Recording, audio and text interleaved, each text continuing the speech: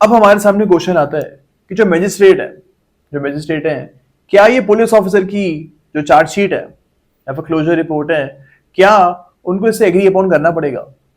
यानी whether it is compulsory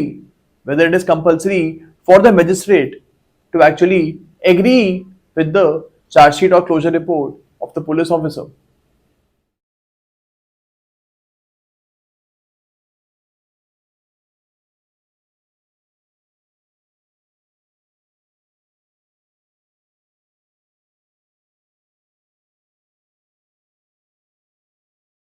अब इस केस में हमको बताया गया था that it is not compulsory. It is not compulsory for the magistrate to agree with the charge sheet or closure report of the police officer.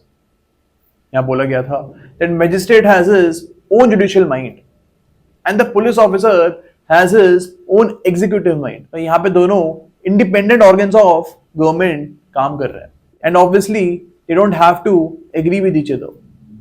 अगर suppose एक police officer chargesheet file करते हैं, यानी वो बोल रहे हैं कि एक्यूज ने क्राइम कमिट की है। अब यहाँ पे अगर मैजिस्ट्रेट अगर चाहे तो यहाँ पे एक्यूज के खिलाफ कॉग्निजेंस नहीं भी ले सकते। If you thinks that the accuse is innocent, then it is not compulsory for the magistrate to take cognizance in this case. Magistrate can refuse to take cognizance in this case.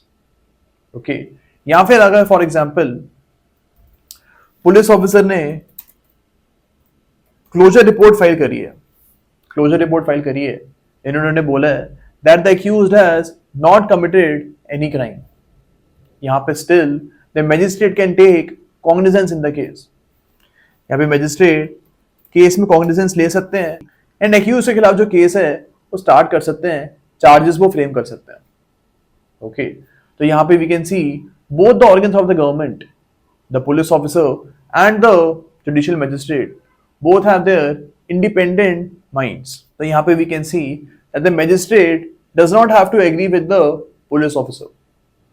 Okay.